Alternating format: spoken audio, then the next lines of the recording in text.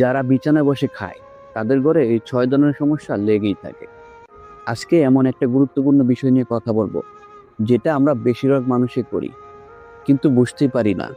এটা আমাদের ঘর, সংসার আর স্বাস্থ্যের জন্য কত বড় ক্ষতি করে। আর সেটা হলো বিছানায় বসে খাওয়া। এই একটা অভ্যাস আপনার ঘরে ৬ ধরনের বড় বড় সমস্যা জন্ম দিতে পারে। ভিডিওটা শেষ পর্যন্ত দেখুন। নাম্বার ১, ঘরে বাসায় সবসময় কেউ না কেউ অসুস্থ থাকে। অনেক পরিবারে দেখবেন ঘরে সবসময় একজন না একজন অসুস্থ থাকে।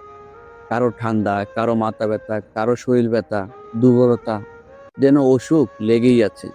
এর কারণ হলো বিছানায় বসে খাওয়া। বিছানায় খাবার খেলে খাবারের কণা, ব্যাকটেরিয়া, ময়লা বিছানার চাদরে লেগে থাকে, যেটা ধীরে ধীরে পুরো পরিবারের উপর রোগ ব্যাধি ছড়াতে প্রভাব ফেলে। অনেক আলেমে বলেছেন, অপবিত্রতা যেখানে আছে সেখানে অসুখ বাসা বাঁধে।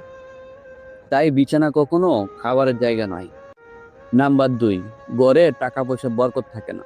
অনেকেই বলে দেখবেন, ভাই টাকা আসে ঠিকই কিন্তু থাকে না। যতই আয় করি কোথায় যেন হারিয়ে যায়।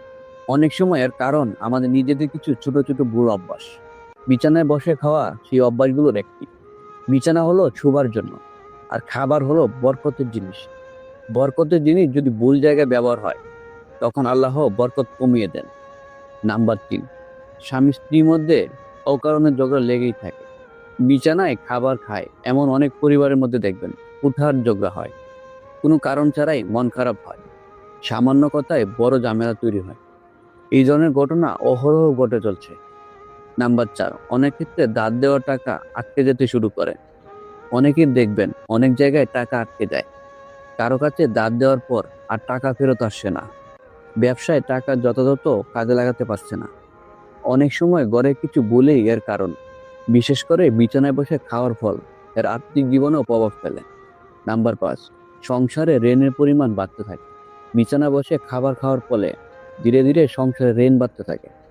ঘরে শান্তি থাকে না, অর্থ খরচ হয় অপ্রয়োজনে, ঋণ কমার বদলে আরো বাড়তে থাকে। নাম্বার ৬, বিছানায় খেলে স্বাস্থ্যের বড় ধরনের ক্ষতি হয়। হজম শক্তি কমে যায়, গ্যাস, অ্যাসিডিটি, বুড়ি বেড়ে যাওয়া, মোটা হওয়া, অলসতা দেখা যাওয়া, এগুলো দেখা দেয়। এতে দীর্ঘমেয়াদী ভয়ঙ্কর স্বাস্থ্য সমস্যা তৈরি হয়। সুতরাং খাবার সবসময় টেবিলে বা চেয়ারে বসে খান। সম্ভব হলে পরিবারের সাথে একসাথে খাবার খান। বিছানাকে শুধু ঘুমানোর জায়গা বানান। খাবারের পর ১০ মিনিট হাঁটুন। ভিডিওটি ভালো লাগলে একটা লাইক, কমেন্ট এবং শেয়ার করবেন। চ্যানেলটিতে একটা সাবস্ক্রাইব করে দিবেন। ধন্যবাদ।